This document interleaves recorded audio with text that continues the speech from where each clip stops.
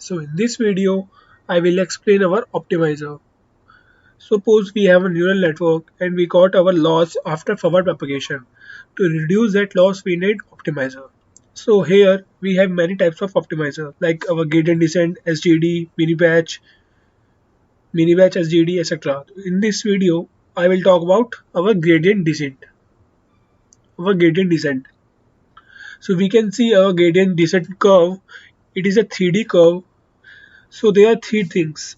Weights, W is our weights and B is our bias over here and J into my W comma B. We can say it is our loss. And to reduce that loss, we will adjust our weights and bias. So to reduce that loss, suppose our loss is very high over here. So we have to decrease our loss there. So for that, to reduce that loss, I will adjust our weights. Either it is our high or it is our low. It can be anything. Both weights and loss will get weights and bias will get adjusted to reduce that loss, and it will work with all the data at one time. So it is a gradient descent. So gradient descent, suppose we have thousand of rows in our data. So it will take all the data at one time and it will try to adjust our weight and bias at one time. And it will try to reduce our loss.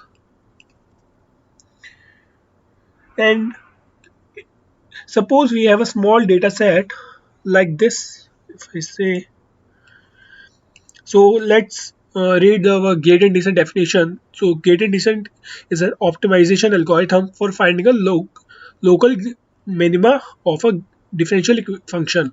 So we can see in our back propagation we have something this derivative of loss with respect to derivative of our old weights. So it is nothing of but our differentiable function. So if I talk about our 2D graph, 2D graph is something like that. So it is nothing but it will try to reduce our loss. Loss is our there and it is our weights. So in the 2D graph, we cannot represent our bias over here, but we have to adjust our bias also in our gradient descent to reduce that loss. Suppose we are working with our small data set. There is also disadvantage of our gradient descent. So suppose we have a small data set, something like this. We have a small neural network.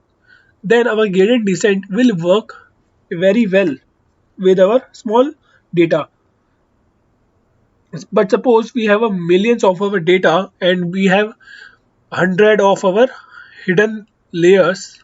Suppose we have number of hidden layers and it is our one output layer.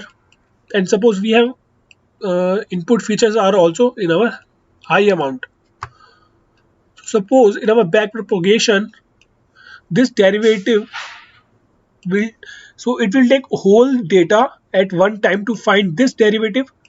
So in that case, we will need a very high computational power for that. It will take very high computational power. Sorry for my writing. So it will take high computational power to do with that with a high with a large amount of our data. So we cannot use our gradient descent for our large amount of our data set. Okay, so for that we have something known as SGD, mini batch SGD, other grad, adaptive, other delta, RMS crop, and many things as we will talk about in our next videos. Suppose and now we have to talk about our this learning rate parameter. It is our learning rate.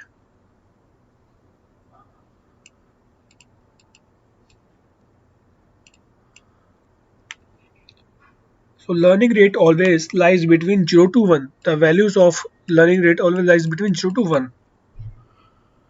It defines our steps that gradient descent has to take into our direction of local global minima. So it is directly means that we have our global minima is here.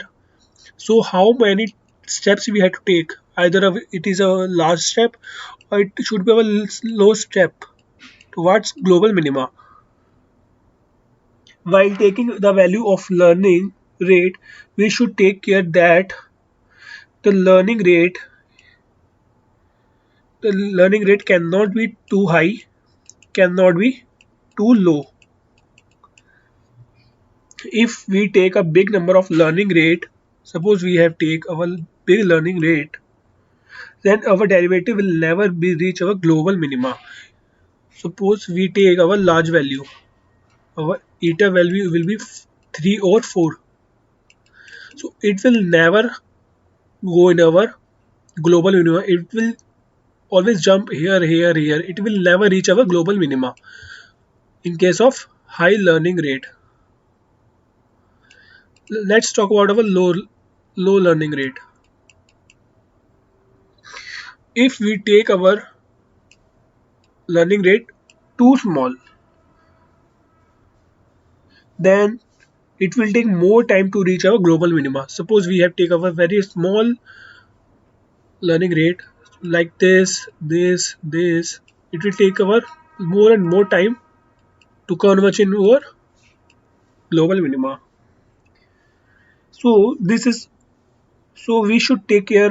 We should take a medium value for our global minima. Always lies between 0 to 1. This is all about today video. In my next video, I will talk about stochastic gradient descent (SGD). After that, I will talk about mini SGD, how it works with the large data. If you are new to this channel, please subscribe the channel. Bye bye.